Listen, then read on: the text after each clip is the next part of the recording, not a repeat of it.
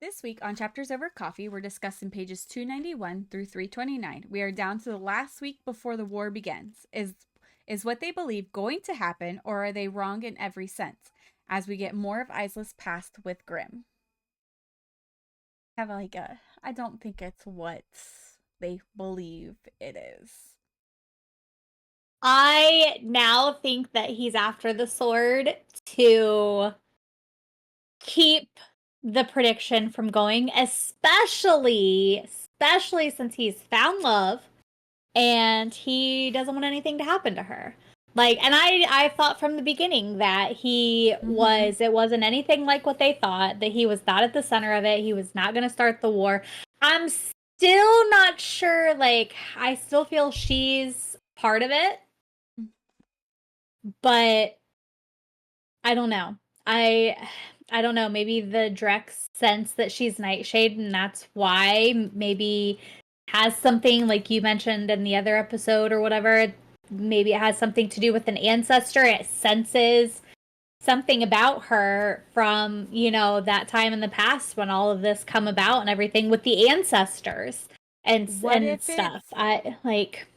What if it senses because her powers are unlocked, so everything got unleashed, so nobody Nightshade lives on Lightlark? Does it sense that somebody is now there with Nightshade powers? And that's what's calling upon them.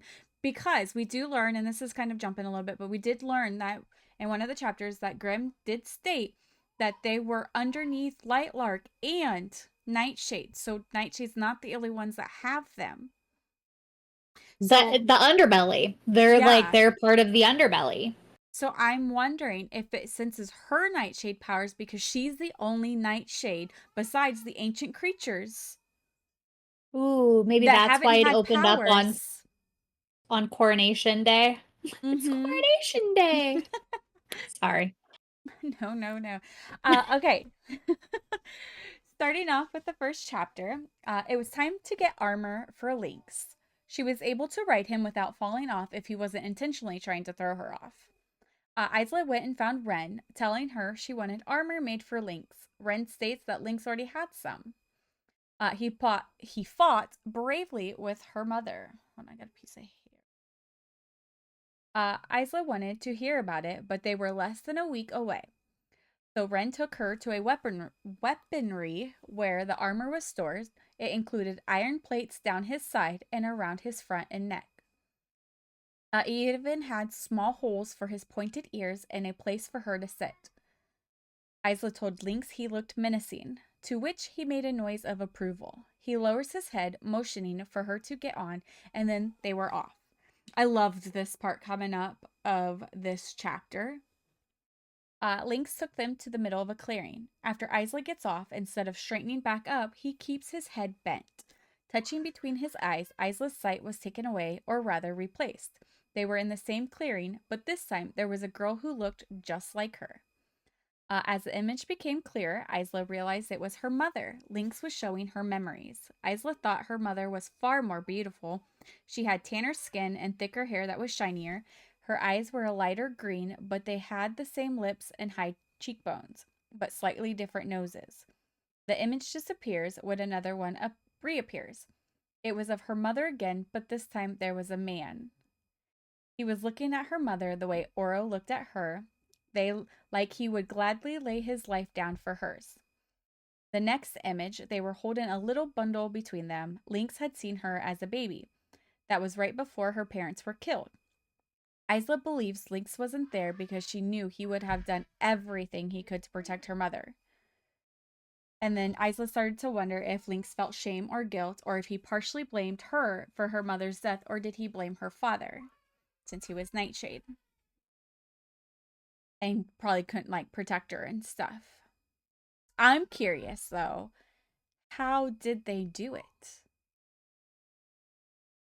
How were they able to accomplish killing her parents? Honestly, that's what I was kind of hoping that we would figure out. And I'm not going to lie, part of me figured by now that Tara and Poppy would have come back and asked for a second chance, been more forthcoming with information. or help Just with kind of like what's going laid it on. all out, like, it's been there for her. But Mm-hmm. at the same time, it's very big of them to give her that space that she needs because of what they did. Right. They were so they were so mean and like What just it kept her from everything. seems. And I get they did it for a reason, but everything that they had put her through and to just find out that she had been betrayed the entire fucking time, her whole entire life, and that they were behind the reason that her parents are dead. Like she deserves more information, Mm-hmm. but I I just want that respect that closure. they're giving her this space. Yeah, closure. But I kind of appreciate the fact that they're giving her the space that Mm-hmm. she needs. They're not fighting back. They're not, doing anything like that. But I thought for sure we'd have more information by now. Yeah. Now I didn't put it in here, but it seems like they were strict with her mother as well. Because in that memory, the very first memory, she tells Lynx, "Hey, we got to go before Tara and Poppy, pretty much have their hides." So it seemed like they were strict with her as well. Yeah. Lynx then bends down and wiped her tears away with his fur that wasn't covered. Isla thanks Lynx for showing her and then tells him she thinks her mother would have been happy that the two of them found each other. When the sun started going down, Isla portaled them to her room, contemplating which swords to take. Isla turned mid sentence. Lynx was replaced by someone else. I read that and I'm like, holy shit, he really is a person.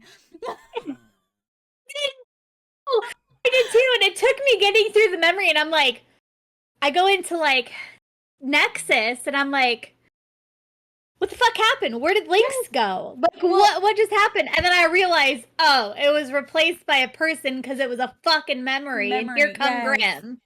Yes, because Like like I, the first sentence in the next chapter is Grim was standing in front of her. And I'm like, wait a minute.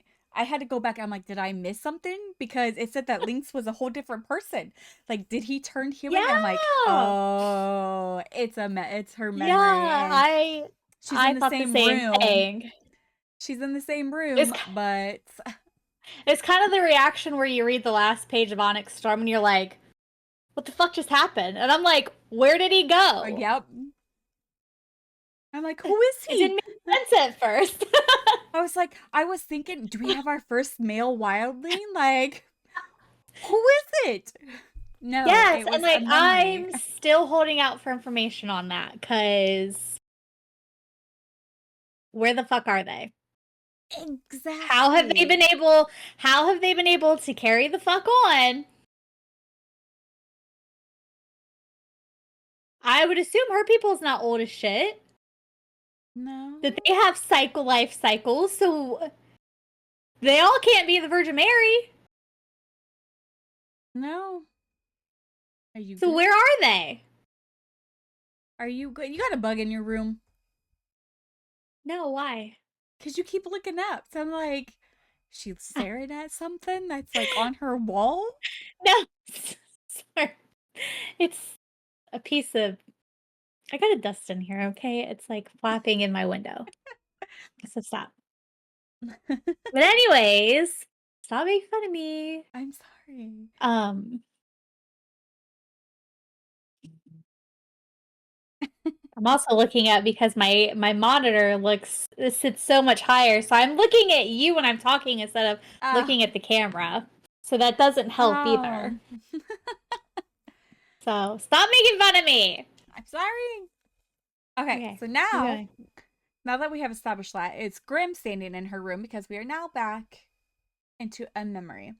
Isla was ready to go to the caves again, but Grim was not. He had a commitment already.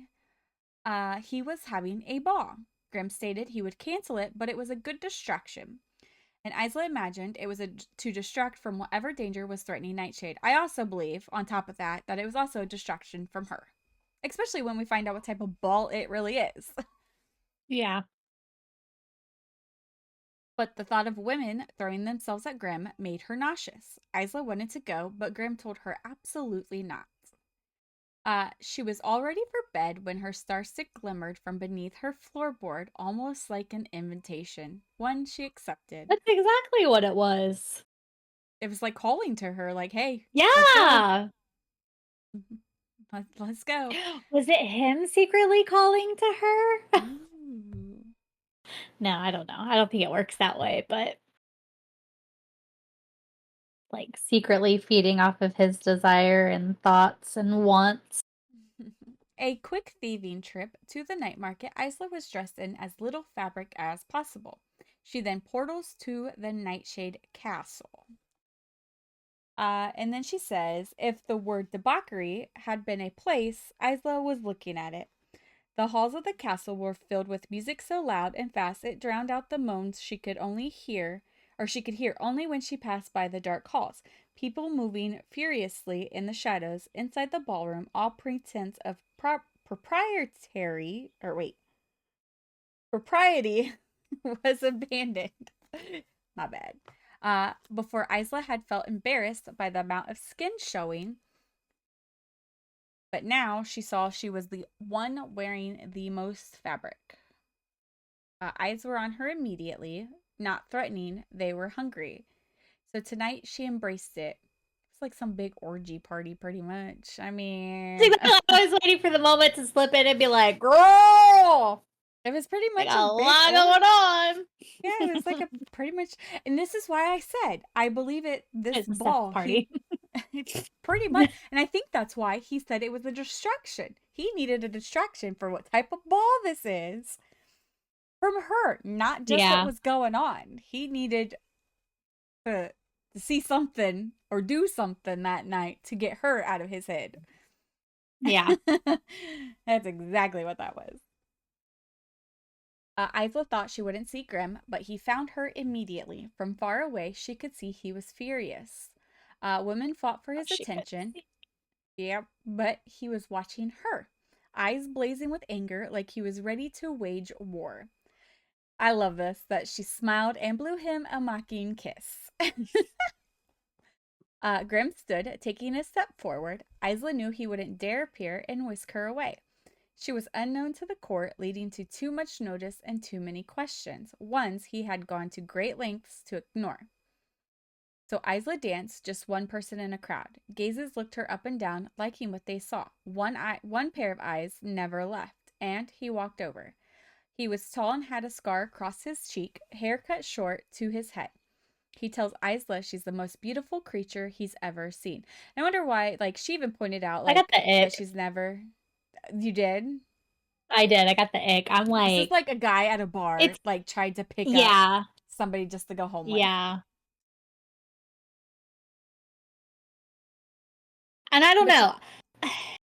I don't know if he meant like, because he even says, I've never seen a face like yours, not ever. So, like, does he kind of pick up on that she's different than most of the women that they see in Nightshade? And that's why he was like, you're the oh, most beautiful creature I've ever seen. Like, you're not could like be. the rest type thing. But either way, just, I don't know. I was like, ugh, no. Like, why? It's like a guy at a bar that's desperate to take somebody home with them. Yes. I mean, because Yeah. later on, what he does anyway. So, I mean, Mm-hmm. he then asks her to dance. Grim's gaze was set on her, expression fuming, daring her to say yes. She tells the man she'd love to, while Grim's grip on his throne tightened. The dance started off innocently until she drank the drink the man offered her. Within minutes, she felt light as a feather. Eyes still on Grim, she stood in front of the man and danced. Grim's knuckles became skeletal white as he gripped the sides of his throne. I like how she has good eyesight because I couldn't, if they're that far away from each other, like I'm thinking, like she's on the other side of the room and she can see his hands turning white than what he already is. She has damn good Well, he eyesight and I'm dresses in all jealous. black. He dresses in all black, so it's probably not too hard to see, but I agree, because I wouldn't be able to see that far either. I'm jealous if you Like, have that damn good eyesight yeah. because I sure don't. He looked like he was a moment away from turning the entire crowd of people to ash, but he still didn't move to stop her. When the man asked to go to the hall, Isla knew exactly what happens there and says yes. She expected Grim to follow, but he did not. She decided she was going to kiss this man. Grim was the She's only walking a person. fine line. Oh, she was. And she knew it too. Like, she had to know what she was doing. Grim was the only person she had kissed before. Every time she was near him, she felt covered in sparks. When they were apart, she felt somewhat empty. Isla thought maybe that was how it was with every man, or maybe it would be better with this one. Grim was her enemy. She shouldn't, or couldn't, be attracted to him. But Isla felt nothing. Her skin didn't prickle. She didn't feel heat traveling through her core. He tasted of smoke and alcohol, so she turns her head, not wanting to taste him anymore. Isla thought she just needed to get used to him. Yeah. Hoping a connection would click. I'm sorry, but if you don't get that connection first off the rip, bye. No, Don't no. don't try anything else Them, them, because she felt them nothing. subtle little touches. Them subtle little touches. That's got to be like enough to be like, okay, let's keep going. Like if you can't get that, then ain't nothing happening. Sorry there, babe. Hey, Nothing yeah. happening. And I love that we get their banter in this one. Like, I miss their banter. Yeah. Just as the man reached the bottom of her stomach, he froze. The both looked down, seeing a sword sticking straight through his chest, the tip an inch from her own. It was quickly removed, and the man crumbled to the ground, revealing Grim. Now I have another quote here.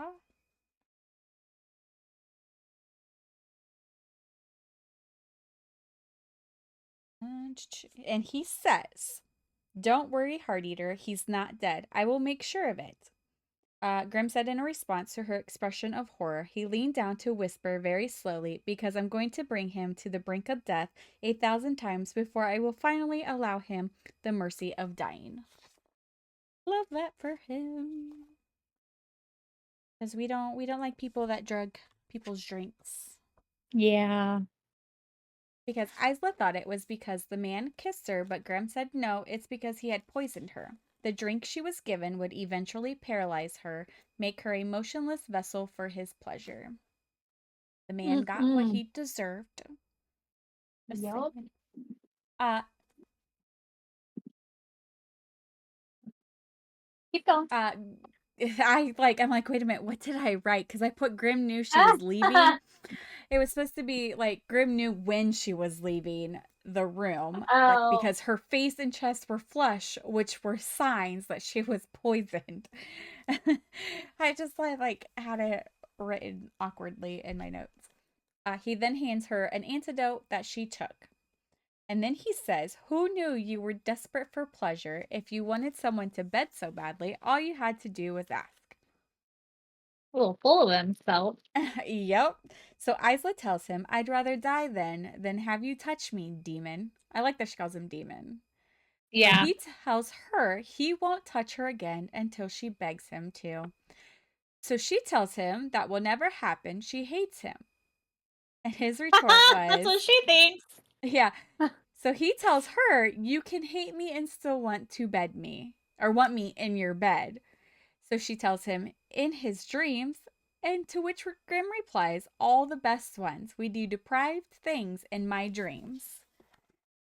And then he says, okay, Grim leaned closer so they shared breath. "When you finally do beg me to touch you, and you will, you won't want anyone else to touch you ever again, Heart Eater." His voice was a dark whisper against her ear. "Late at night, you will think of me touching you with my hands, my mouth." Isla's chest went right at his were tight at his words, his proximity. Her insides pulled. She was hot everywhere. "And you will dream of me too." And then him and the nightshade were gone. She got he's always doing that though. He's always getting her hot and bothered, and then he just like up and vanishes on her. Yep. Like Yep. Yep. Fucking dick. All right. So we leave that memory with 5 days left before the war. We are down to the final 5 fucking days, mm-hmm.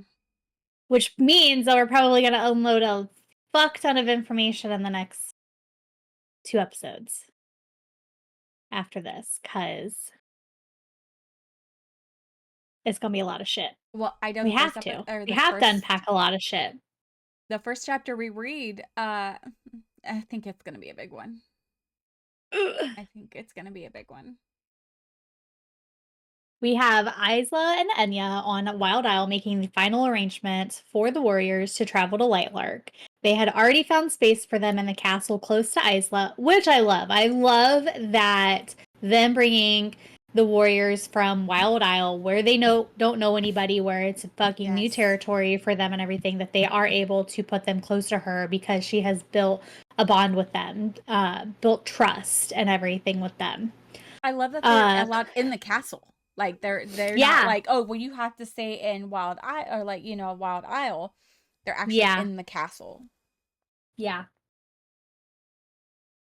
I guess when I said Wild Isle, I meant the Newlands, but It's and then bringing them to Lightlark, but yeah, eventually we'll be Wild Isle again. I feel it. yeah. Calder is being trained by Soren, writing notes and annoying the shit out of him, which I love. I love because Soren is a dick and he fucking deserves it. Yeah. Uh, Isla asks Enya if she has anyone that she's worried about, and she says she doesn't have a partner, but she has loved many women, and it seems selfish to take a wife knowing what she knows, knowing when she will actually die, which has to be creepy. Ugh, I know. Enya tells Isla that she is different than she thought she would be, and she likes her, but she doesn't like her for Oro. Isla asks her what she means, and Enya says that asks if she can be honest with her, and she tells her Oro is king of Lightlark. His duty from the moment his brother died was to his people, not to himself, not her, not anyone he cares about. She used to hate it, and she used to hate that one of the people she loved most would never truly know happiness. Now she accepts it because his happiness and hers are not more important than the happiness of everyone else on the island. She then tells her he loves you and that love is making him weak. If he's not careful, it will be the death of him. I get where she's coming from, but I hate that for Isla because she finally found that person. I'm even though I'm Team Grimm, but she finally found that Yeah. person that hasn't truly betrayed her like Mm-hmm. everybody else around her. So like I hate Yeah. that for her.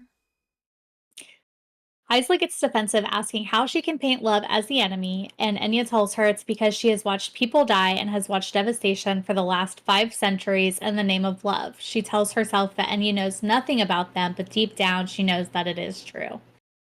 And I hate that she is conflicted with that. Like she feels like she loves him because she hasn't gotten to like the love memories yet between her and Grimm. So she does feel that she loves Oro, but Not the enough. fact that she also knows that it's not good for him sucks too. And like I don't know, I'm torn. I think they're both like her and Oro have this like cutesy kind of like innocent. We're both treading the waters, like trying to build this connection with each other and really like love somebody for the first time for him in a really long time. And what she feels is the first time for her.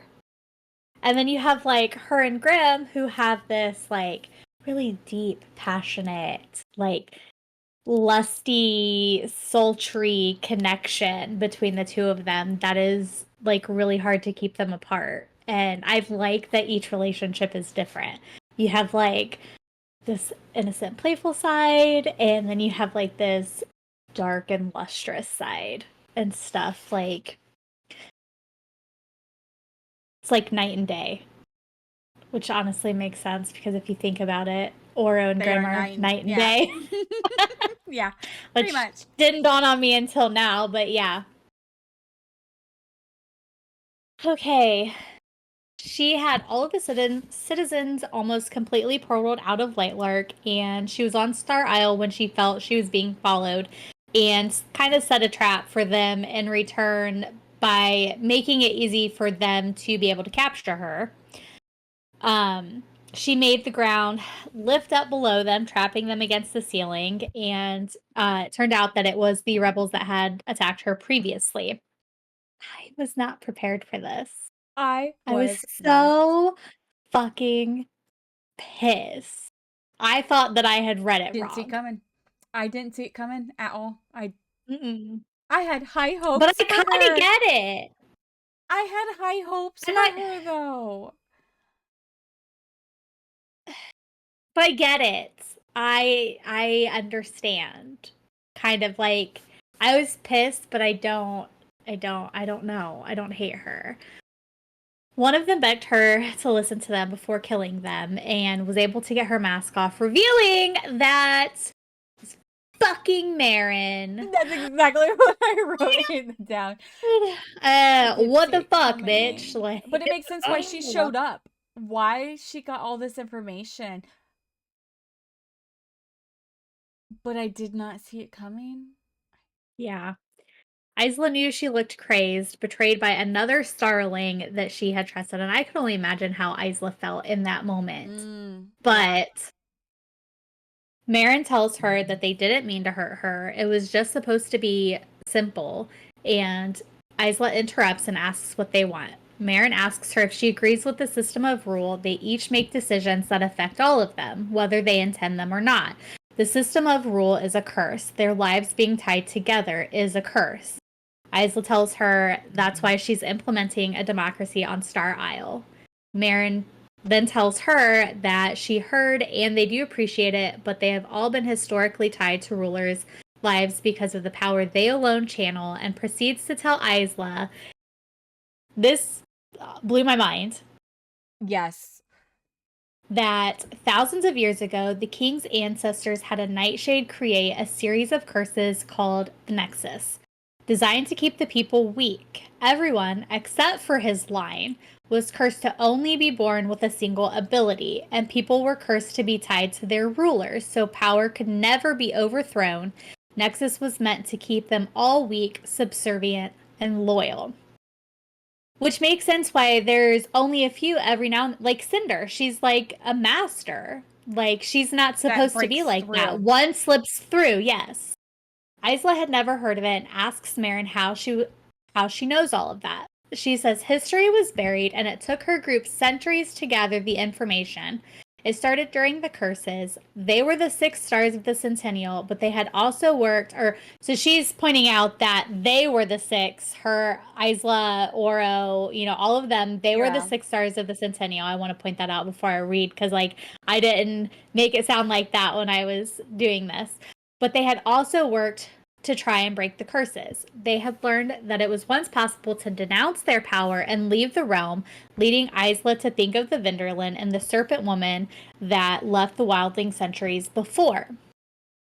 They had believed if they could figure out how they did it, they could give up their powers and not be bound to the curses. It was a sacrifice many of them were willing to make, leading them to researching why the ties between the people and their rulers existed in the first place. They had failed to figure out how to denounce properly, but when Isla broke the curses, they realized she could actually be the answer to all of it. And it makes sense, kind of like how they feel that she's the key. They believe that she has a flare, that she's immune to the curses. They think since she wasn't cursed, even though she was indeed born with powers, and that she was born with two abilities, Wildling and Nightshade, and they have members from Skyling, so that's how they know. They think that if they are correct, then she has inadvertently freed two realms from being tied to her life, Wildling and now Starling. So in her mind, she's thinking currently like her death wouldn't be the death of everyone that she ruled, which would be freaking amazing, honestly, if that's how it starts. Isla asks Marin why all the secrecy, and she reveals that to free all of the realms from Nexus would require the death of the king. And they needed to talk to her without them finding out. Well, they did a horrible fucking job at trying to talk to her by fucking Yes. kidnapping her and everything. Heisler refuses to do anything that will end with him dying, even if it means thousands of others could die. She wondered if she should tell Oro that night before bed and decided against it. They were only days away from battle, and that was enough to deal with. It Then we have a was. thump in the middle of the night, and ooh, going back to that, I don't believe she would do it, but I'm just hoping that she doesn't get convinced enough to like maybe something's got Wondering if like there's a loophole. well I'm there would have wondering to if there's a be. loophole. Like, can they kill him? Can they bring him so close to the brink of death without dying that it like nullifies the curse? And then it's like, oop, jump start, but Can everything is Grim broken? can You Grim know, break the like curse? They can it's make curses, but can a so nightshade break a curse? Because technically she could break a curse too, if they could, because she's nightshade. because like and I thought of it because and this is how I'm a nerd and I link everything with other stuff. But the new Final Destination movie, okay? It puts out there that the one chick survived because she died, but they like her heart stopped or something, and they brought her back to life. Like from one of the previous, like I haven't seen she's them the only all. one that I've has only seen survived. some. She's the only one that survived from like number 2 or something like that. But she like died, but they brought her back. But that nullified whatever curse essentially was like following them. So then it stopped being after her. So in a sense, could that be done to break the curses? Like if a king has to die to break that link, who's to say they can't bring him back and the curse is still broken? I wouldn't know how they would bring him back. Because once he's dead, I don't know, everything. like poison him, but if he dies, but if Doesn't they it were kill led to everybody believe else? that's what they're led to believe. But are they led to believe that so the ruler can hold on to the power? I've always felt that there was something wrong with what they were taught. Because even Cleo was like, you don't know everything that you're talking about. Like, you don't know, basically, you don't know the fucking truth. So, like, does she know that it can be broken? Like, that they don't have to be tied to them? That they can leave the fucking, like, they can leave Lightlark? See, but then And it was also just a tale to spook them into staying so the ruler could stay in power because he was fucking greedy. but there's three of them that created Lightlark. So if one dies, couldn't it still like thrive because of the other two creators? That's, but maybe that's why. So Oro's ancestor created the Nexus curse so he could stay in power. Did he do that so they thinking that they wouldn't be able to take over for him? Probably. Was that like his way of just being him, of not Power like hungry. yeah, not power like yeah, like being power hungry and then not allowing um the nightshade or the wildling to kind of come and take control. Like if I die, like it's now if I die, you all fucking die. Like you can't overthrow me. You can't take this because if I die, you're all dead. Type thing. When in reality, curses are meant to be broken. So I think that it was one of those tales from the crypts. Keep you on the island so he can feed off of your power. Oh. Like I feel like there's more to it. Is And that if I'm wrong, why? I'm wrong. But I feel like there's more to it. I don't think it's as simple as that. Is that why Aura doesn't want anybody leaving the island? Because he's telling them, well, if Lightlark falls, we fall. You know, your power source is here. Well, Is it maybe he his doesn't know power the source? truth. Does he need those people there because that's his power source? Having the people there? Like, is that his power Maybe. So source? maybe he's afraid that well, because didn't he say that some people have like there's less people that go to the mainland or something, and he's become like weaker? Or was that just during the curses? I think that was during the curses. Okay. So I don't know. Maybe he feels that maybe he thinks from what he knows, I'll be pissed if he knows more than what he's letting on I don't know. and like knows this whole fucking thing. But maybe he feels like if they do leave, then that makes him weaker, in turn bringing down Lightlark even faster. I don't know. I don't know. Like something's gonna happen. We are literally like two sections away. Like, We have 16 chapters left. and a lot of them are 16 short, but like this is sections, it. whatever. Yeah. Yeah. We're like literally 70 pages away from the end of the book. Yeah. That's also kind of why I wanted to just merge them together, because I just wanted to finish the fucking book. I already have everything made for 8. I know, it's fine. Sorry. Don't apologize. That's just me being greedy. Talking I about know. greed, like I just want to finish the fucking book. I know. It's I really need to hard know what not to read happens. past what was scheduled. I know, So but I like again. I mean, we could read the whole book and do it, but I like it this way because I like to be surprised, and it gives me more time I to like know. theories Yeah. and talk about it and rant and bitch I'm and. yeah, I'm just greedy when right now. I'm not used to having to stop and talk about a book. Like I fucking binge the entire book and then like call and be like, bitch. I know. Like, where you And it's so at? hard. It's so hard not to like text you like, "Oh my god, like this is what happened." I'm like, "Nope, know. nope. I Gotta know. wait. Like, how far did you read? Oh my god, you gotta hurry up. Gotta wait." Like can't give it away. That way we actually have something to talk about. I know. It's fine. It works. It does. Okay.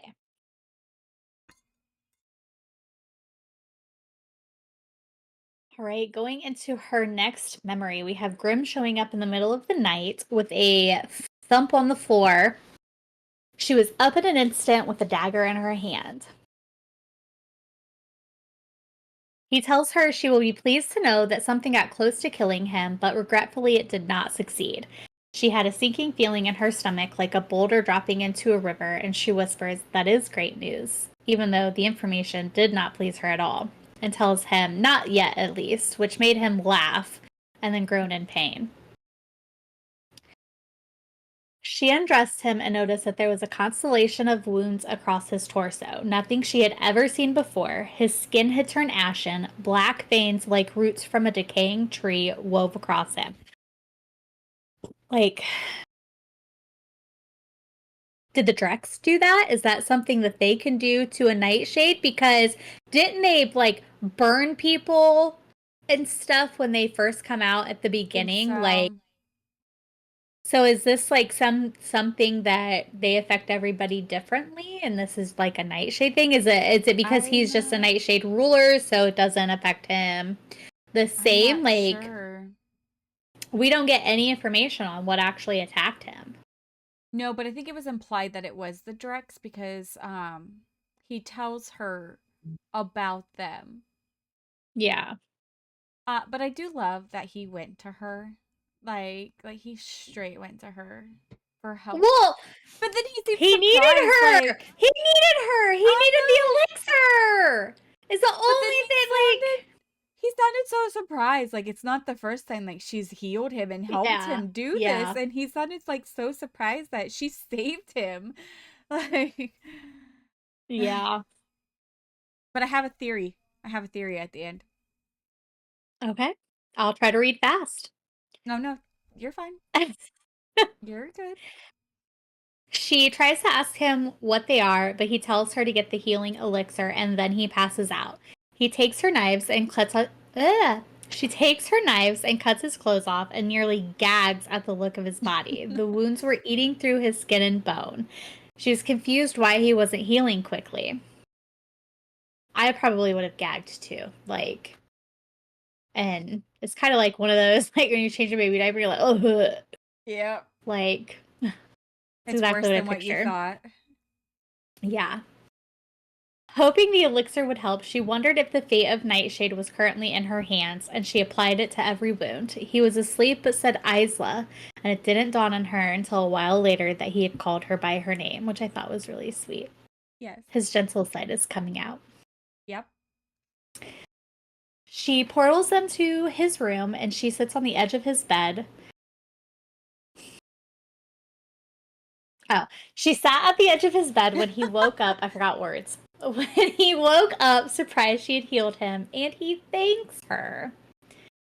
She asks what happened and if he's looking for the sword without her. He tells her that working with her isn't his only opportunity to be wounded, and she tells him that when he's in the cave, he can't use his powers, but with everything else, he can use his shadows and death and stuff. And he tells her the creatures he faces are immune to his shadows, death, and stuff.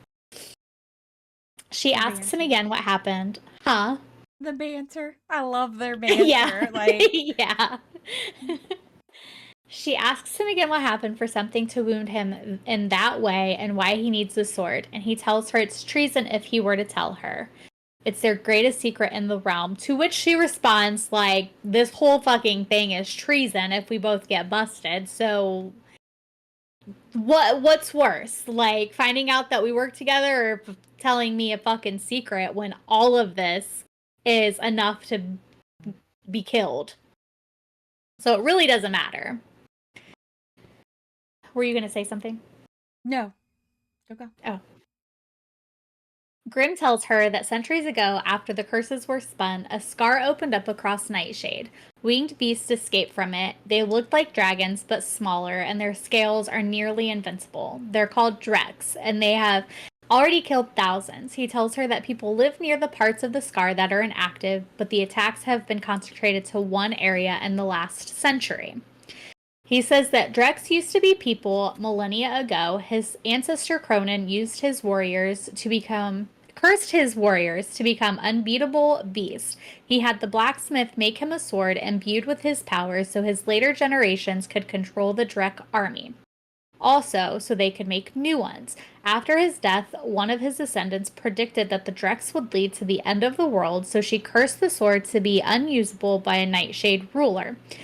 They have ravaged both Lightlark and Nightshade. After Cronin's death, they were all banished below. Now they've started rising up again. I wonder, now that we know about Nexus, did all of this come about because that's why Oro thinks Grimm wants to overthrow him? Like, was this the fucking plan? Did, like, Cronin do the sword and make this army to overthrow Oro's ancestor for the curses and everything? Like, he got greedy, so he took his... theirs. Yes. Because obviously this is, like, after they were banished and everything to Nightshade. So... Makes sense. Was this their way of trying to get back at him? Like a tit for tat type. Yeah. She asks if that's why he wants a sword, to stop them, and he nods, saying that his father was obsessed with finding it, and he wanted to use it to invade Lightlark, and it would have been easy with Drex. But, and being with that, is it because of the, which I forgot that was in this next paragraph that I read, because of the Nexus curses and stuff, and kind of like linking everybody's life or something to their ruler.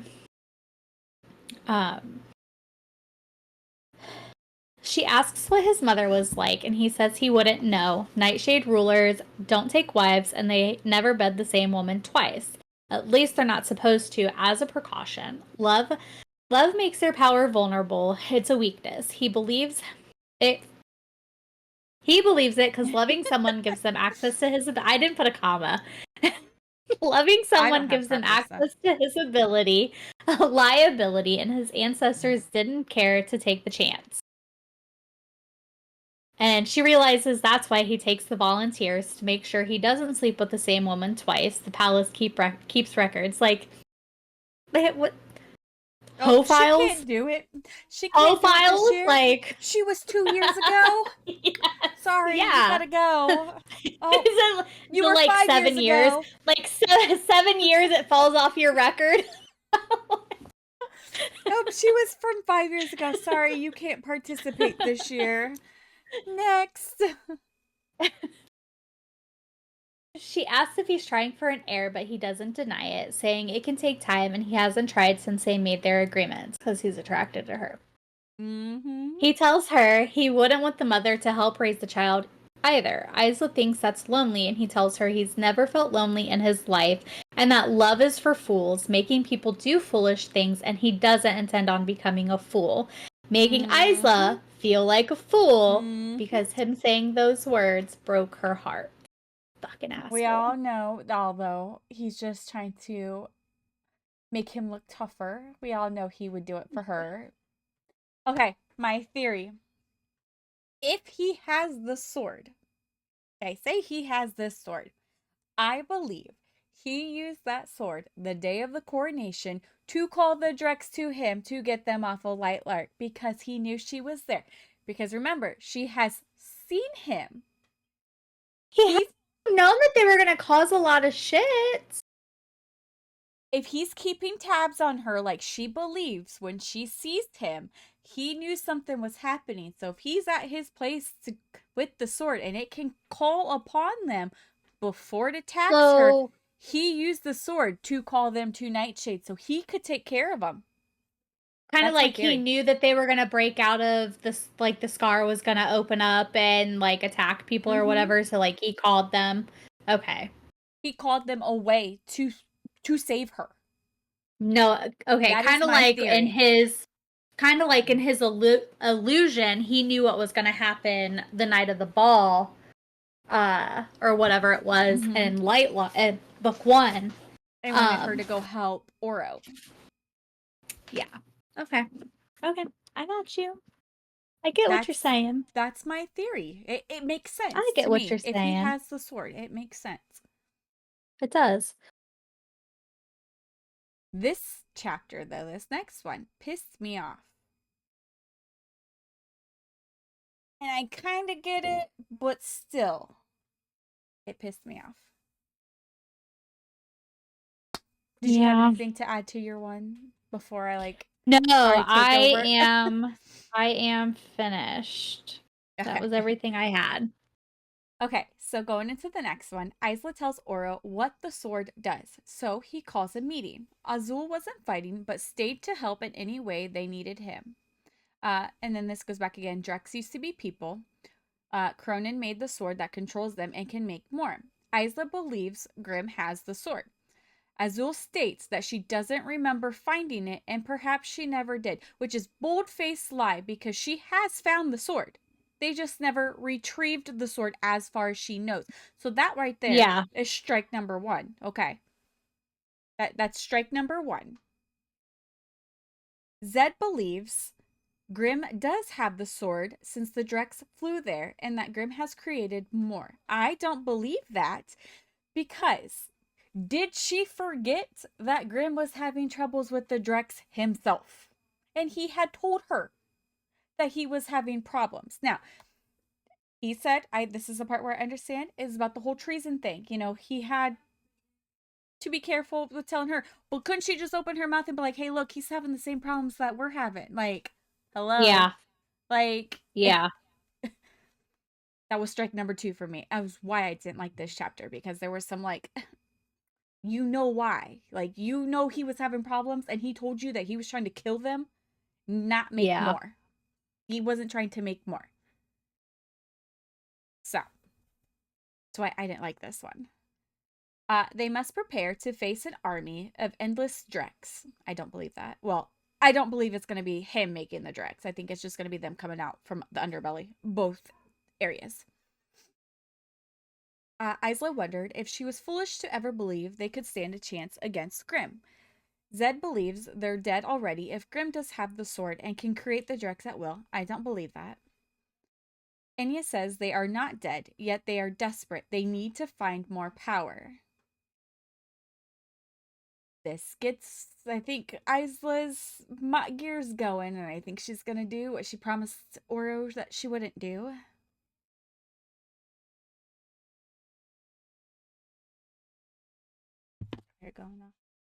There was only 4 days left.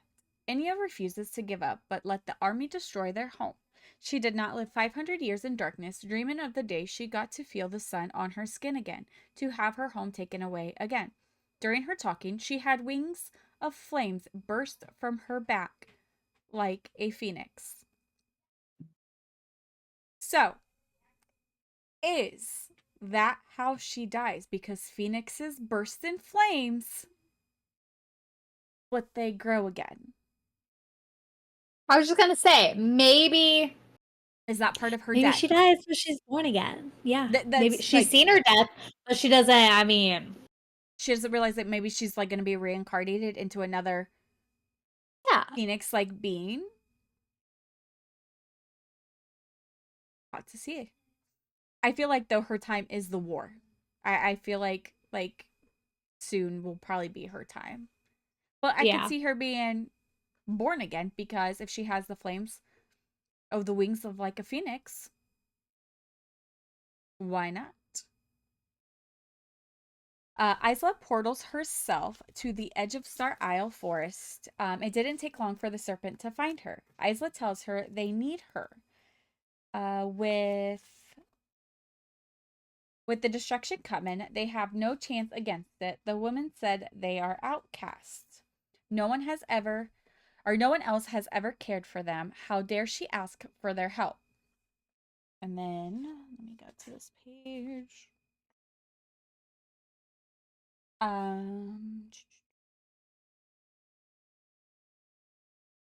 I guess it's like one big thing that I put. She says, Isla let her shadows loose. They swept across the silver ground, swirling like ink. Because I'm an outcast too, she said. She stepped forward. I understand if you can't trust anyone on this island.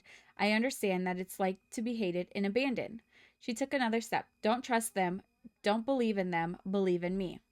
The serpent's eyes sharpened. I will not abandon you. I will fight by your side, and when all of this is over, I will make you a place on Wild Isle.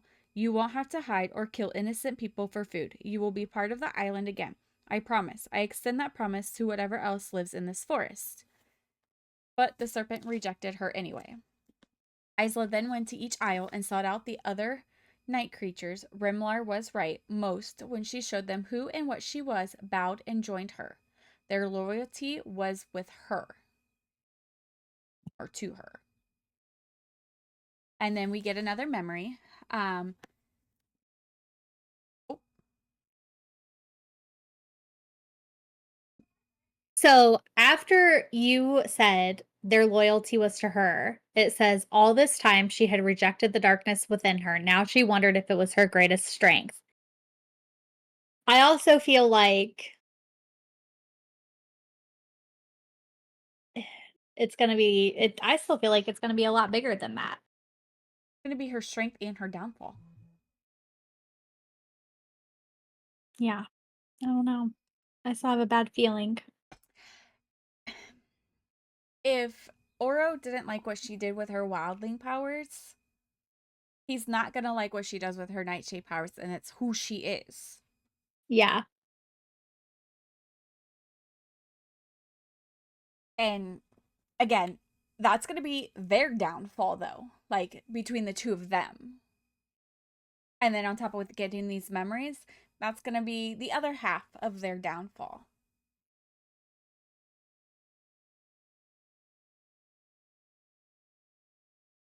All right, so going into her memory, unless you had something else. No. Okay. Does it? I don't want to cut you off or anything. Grimm had made an illusion of the cave. They've gotten past every obstacle until the last one, the dragon. If they couldn't get past, then they have to lure it out. Grimm then told Isla he wanted to show her something. They landed in a field of flowers, purple with 5 sharp points, stars. He then tells her to smell it. Isla says it smells the same as the wildling healing elixir. Grimm believes they're the same flower. It's Nightbane. And I am curious because we don't know much about how it appeared on Wild Newlands. Did her father bring those to her Oh. mother? And she is the one that planted the small patch of flowers there on their home. I mean, that makes sense. That was like How my else kind would of it like have gotten theory. there? Yeah. Yeah, that was kind of my theory on that. is that it was a flower that her father had brought her mother, and then she kind of like took that and was trying to extend it. Maybe he felt they were gonna need it for something. I don't know. Like, Um, because Isla told him that the wildling elixir doesn't kill, it heals, because we learned that Nightbane was a drug there. Um, but both realms, Grimm believes both realms extract the same nectar. In Nightshade hands, it turns into a drug that produces euphoria. Grimm now I can't talk. God. Grimm suspects under a wildling touch, it turns to a healing elixir. The flower was both poison and remedy, like her and Grimm, ruler of life and ruler of shadows. So Isla wants to make a deal. If he can give them some of the flowers, they can provide healing elixirs. In exchange, they needed hearts from people he's already going to kill. She also wants other things she can't think of right now. And Grimm says it's a deal. No hesitation. It was straight, it's a deal. He then portaled them to her room. They didn't drop each other's hands. Grimm had told her more about himself than ever. He let her look beneath the mask of death and darkness. Their gazes were locked. Isla had a sense that the room could come crashing down around them and they still wouldn't break eye contact. He was the greatest warrior in all of the realms, but Isla could have sworn he was trembling. Grimm says, please, please tell me you want this. I know if I touch you again, it will kill me, but I think I might die if I don't. An inch from her lips, he stopped and cursed. There had been a breach in the scar. And again, the chapter of loyalty pissed me off because she knew he was having problems with the drugs. And then she's agreeing with everybody that's putting thoughts in her head like, oh, he's making more. He's making an army. I don't think he maybe she is. just assumed he was having issues because, um, But he's told her. trying to take control over them or something. I don't know. But he told her why he wanted the sword. He wanted it to break through their hides. He didn't say anything. Yeah. He said his dad wanted to control them and he didn't want to do what his dad did. He wants to get rid of them. Or maybe even find a way to like free them of what they are since they used to be people. Yeah.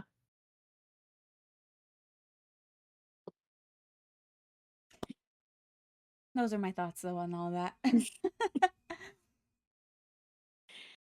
We enter the next chapter after her latest memory. She wakes up startled after this memory, telling Oro that the rare wildling healing flower is actually Nightbane. Forgetting that Oro isn't in her head, she tells him that Nightshade has fields of it. Suddenly, her head was pounding and her vision was not her own. She was seeing into the forest just outside Wren's village from Lynx's eyes. There was Grimm in the wildling village. Lynx leapt forward, racing through the trees to the village, but the vision ended before he got there. She told Oro she had to go. He went with her. She portaled them there, and silence is all they found when they arrived. Every house was vacant. Every house was vacant. Even the healing elixirs they had spent weeks producing were gone. Lynx broke through the bush, angry. She found a note in her room in the Wildling Palace, the seal as black as melted down night sky, bile rising in her throat. The note told her, I've brought them to Nightshade. They're waiting for you, heart. We're all waiting for you. A chill dropped through her stomach and darkness bloomed, paper disintegrating in her hand, blowing away in a few pieces of ash, stone rippling from her anger. Her wooden floor flew off of his. Oh my god. Her wooden door flew off its hinges, and the spot beneath her tinged with darkness. Lynx made an angry sound as she broke down sobbing into Oro's chest, telling him that he took them. They're all gone. I I was don't fucking think pissed. I don't think he's the problem though, and I think he's No, protecting who stayed. I think he was protecting who stayed. well, I feel like the because outbreak is gonna be on Lightlark. didn't she take people from Lightlark to Wild Isle so they weren't on the mainland? She took him from the Newlands to Wild Isle to be in the mainlands because they're staying at the castle to The warriors. Yeah, What? but the citizens of Lightlark that weren't fighting, where did she take them? Did they take them to Wild Isle for protection so they were on the mainland? Because she took citizens from one place to She took, somewhere hey, else and brought warriors to Lightlark. since there was no wildlings on the mainland, it was just everybody else. She took those and they put it in between Star and Sky, I think, Newlands. So they're completely off the mainland. Okay. The Well, that's what warriors that I'm were asking. Like, fighting, where did yeah, she take them? the Like, where warriors did that she were take the people fighting, off the mainland? yeah, they went in between Star and Sky, I believe, like in a portion there. Okay. Then to the warriors that were fighting from Wild Isle, she took Mm-hmm. to, or Wild Newlands, the Right. Wildling Newlands, they put on over in the castle. But I think the ones that weren't fighting stayed there at Wildling Okay. Newlands because they were the ones making the elixirs. So what I Yeah, because I was trying to assume, figure out like who all he would have taken. Like if it was more than just wildlings ooh, from Wild ooh, Isle, but if everybody else from the mainland went to Sky Isle and Star Isle in that area, which makes sense because they were putting that shield up and stuff like that to yes, protect them, then yeah, wildlings was pretty much all that he took. it makes sense why he took them. The people that stayed there for the elixirs, they have Nightbane. They have an abundance of Nightbane. So why not move your people to my realm where they have the abundance? Because they can't pick those flowers there. Like the Nightshade can't pick the flowers because it's gonna turn into the drug. They're not gonna get what they need. They would have to move the people to Nightshade to extract them themselves. That makes sense. And that would be why he said, they're waiting for you. We're all waiting for you. He has her people there to help make these elixirs. Yeah. At least that's Okay. what makes sense in my head. I could be wrong, It but does it make makes sense in sense. my head on him taking them.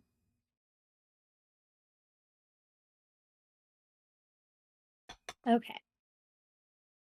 Going into another memory. Mm, I see. I feel like everything, like, all her people are gone. So now Grimm is gone. Like, from the other memory. Like he was there, now he's gone. Um, all right. He was there one moment and gone the next. There had been a breach in the scar. It had been hours since he vanished, and a part of her imagined the worst, spinning possibilities. What if the Drex had defeated him? What if he was stuck on the battlefield, slowly being consumed by the darkness? Only her elixir seemed to heal quickly. What if he needed her? See? She just stated, what if the Drex got him? I don't think he's making an I army think of his own. Like, I think she's just conflicted. She wants to see the bad in her or see the bad in him. So like I feel like she's finding reasons to agree with Oro. Like no, of course he's gonna you attack can us with the have. fucking Drex. Of course he's gonna use them against us. Okay, Whatever. Like not well, he had problems, so maybe we're just thinking a little too much into this type yes, thing. I know Graham's like your past lover and everything, but you can have differences from your new one. Like you can have that little bit of difference. It's okay. Yeah. It's okay. But see, I don't know, She's she's stuck so on the much into betrayal. denial. She's not, yeah. I mean, it didn't take her long to get over Oro's betrayal on telling her secret to everybody. Granted, it worked in the long run, but you didn't That's take because very it worked long. out. That's because she didn't consider that like an actual like deep betrayal. Like Grim wiped her fucking memory, so I'm sorry, but that's like you in the It was doghouse, for dude. It was for good reason. At least he thought it was. God, we gotta build up Okay. that trust. She just needs to pick better friends. That's not fair. I'm so, That's not fair. That's she's too not fair trusting. at all. She's A too valid point, but that's trusting. not fair. They I listen, mean, look Aurora had at Marion. 500 fucking years to perfect her betrayal. Look at Marion now. Then look at And yeah, may have been right, but I mean, like, damn. Yeah, but she's also not trying to come in between them. She was just speaking honestly from everything that she had experienced in 500 years You know, she's and was just secretly like, waiting listen, for I it. don't think it's going to work out. I don't think you guys are a good match for each other. Like, I don't think that you're it. It wasn't a She's jealousy thing. It wasn't, she's I'm going to break you guys indirectly. up. That is just, like, hey, food for thought, but She's indirectly telling her, go on your way. well, I mean, and she's right if you think about it. She's right. Honesty is the best policy. Did you not learn that growing up? Yeah. The Yeah. truth hurts. The truth hurts. And The truth hurts. it helps you grow a thick skin. Unless you're too Fucking sensitive. take it. Unless you're too Well, then sensitive, boo and hoo to then. you. Boo hoo to you. Tough shit. Night bled into morning and she couldn't wait any longer. She had to do something. She was wearing only her nightdress. Ooh Tisk la tisk. la. She knew She what she was portaled into doing. yeah. She pro and she portals into Poppy's room to steal more serum and drew her puddle of stars. And I was like, girl, why the fuck are you sneaking in there? And then I forgot that it was a memory. So I'm like, okay, she's still sneaking around because I'm thinking it's after the fact. Like, but Poppy's still around. She hasn't been banished. So I had a brain fart Again, when I read this. do they not So hear I'm like, her? why are you? I know you would. She's afraid to go out the front. Obviously, the portal doesn't have sound effects. We're not like, like Or like and she's coming out of it. little chimes or something that are Yeah. this may be weird to say, but like a glittering sound, because Yes, like when you're yes, in a video yes. game and it glows, or like It's it not Sailor glitters and it has Moon. like a sound. It has a sound. To Yeah. me, it's like a glittering Well, sound or and something. it's like But Sailor Moon's like compact would be like, blue, blue, blue, and made like a noise and stuff. but And, it's not. she's afraid to go out her front door, to sneak out her front door, but she's portaling herself in enemy territory pretty Maybe she just much. goes half through it like Mission Impossible. She's just like hanging and like takes the serums and like escapes. I don't fucking know. But how do you not hear? How did she not hear? Just like when Grim roared. How did she not hear that? Yeah. Yeah, it's not like, I mean, Sorry, are but they men some aren't thick quiet. walls? I doubt they're soundproofed. Because they got to know what's going on. So I doubt it's soundproof. Okay, so she portaled into Poppy's room to steal more serum and drew her puddle of stars. A glittering sensation. She waited for half an hour before he finally entered his room, and she was filled with relief, and then it looked oh my god. Okay. Cut that Reset. out. She portaled to Poppy's room to steal more serum and drew her puddle of stars. Glitter effect. She waited for half an hour before he finally entered. She was filled with relief, and then it rushed away. He looked like a demon. Touching him anywhere could draw blood because of his pokey little armor. It was full of spikes. And it said it what? It said it came down like his nose. Like it had like that Yeah, little like nose it. Yeah, I piece. don't. Like all I see is like a piece of metal that like curves A up. rhino. I think of a Or like the rhino, and then I old like instantly think of Jim Carrey. the gladiator helmets. The gladiator that comes and they got the Okay. piece that fits along their nose, Okay. but with spikes. That's kind of how I like I that better. pictured. She didn't dare breathe, telling herself to be afraid. He shed his layers and was just a man underneath again. He had no idea she was there yet. Until he was taking off of his shirt, and then I was like, oh, fuck. He knew he was being watched. He slowly turned to face her, and her face turned scarlet. He was unharmed, and she felt foolish. Her face heated, and she stood up and smoothed her hands over her nightdress. His gaze dropped, and she felt it like a flame, telling him she wanted to make sure he was okay. Her gaze slipped down his bare chest. She had seen him without a shirt before, but never took the time to really study him. He looked etched out in marble, every muscle defined by training, cut perfectly. His shoulders were wide, and part of her ached to get closer to him, to touch him. Girl. Mm. She's riding that path to ecstasy right now. He was right there, and he wanted her. She could see the evidence. What? Hold on. Do you not know what Reset. I don't know. Reset. He was right there, and the evidence was right in front of her that he absolutely wanted her. We'll say that. She looked away and seen herself in the mirror behind him on the wall, wondering what could make him want her in that way. When she wasn't doing anything special but standing there, her dress clung to her and she realized it was more revealing than she knew.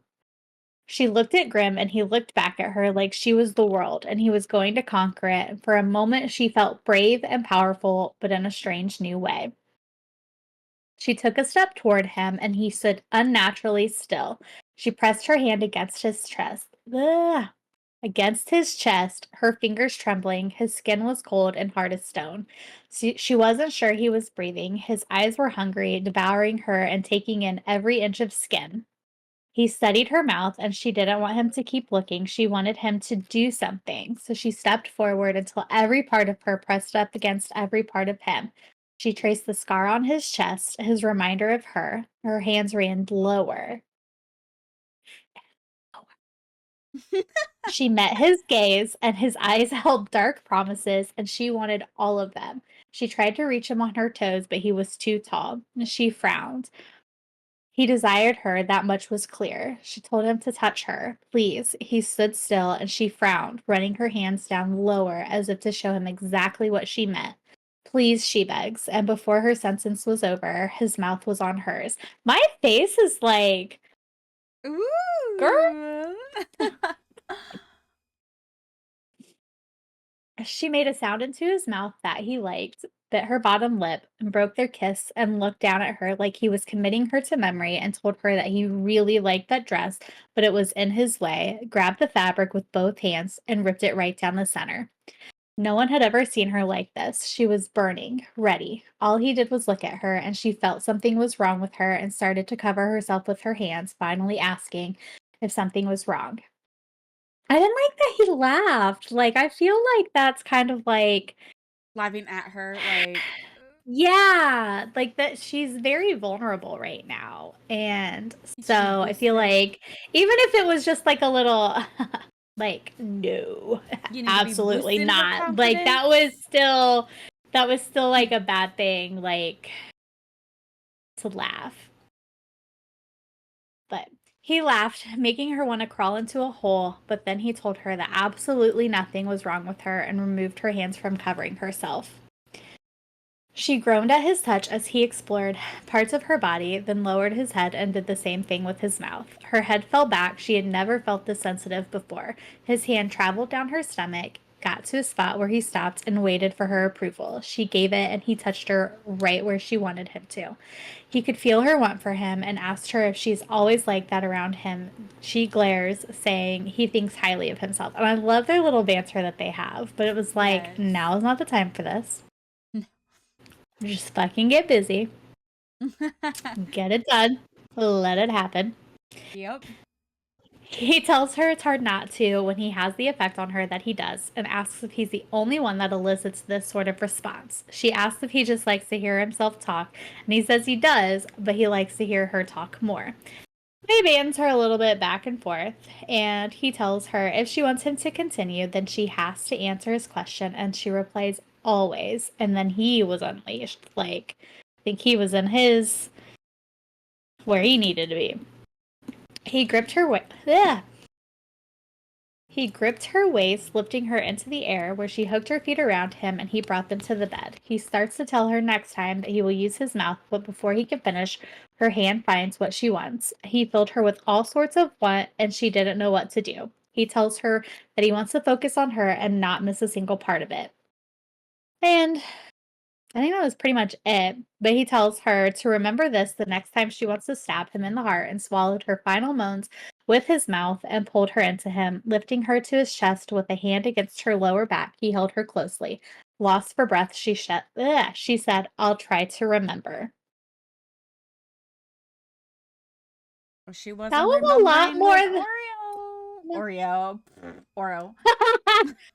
Oro. Also, I feel like their moment together was a lot hotter than her and Oro's. There's more like that chemistry between her and Passion, Grim yes. than her and Oro. Again, Oro's like a love type friend, or hey, you're here, that friend Yeah. with benefits style type. Like there's that slight connection, but there's no connection. Like they don't have Yeah. that deep, deep connection. Like her and Grim.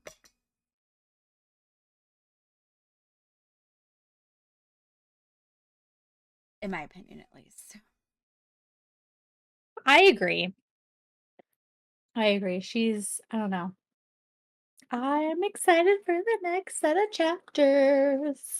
I am too.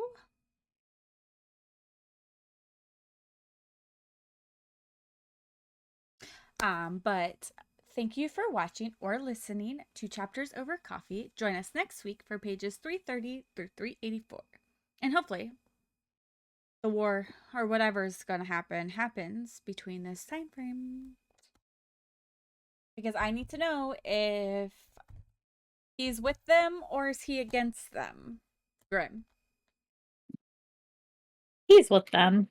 That's what I believe too, but we never know. I mean, we didn't see Marin coming from a mile away. Yeah.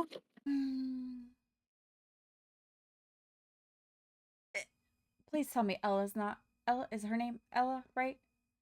Please tell me she's not in Her on it little too. handmaid. Yes. Because I didn't suspect I don't Marin at know. all. I thought she was just more concerned about her people. Yeah.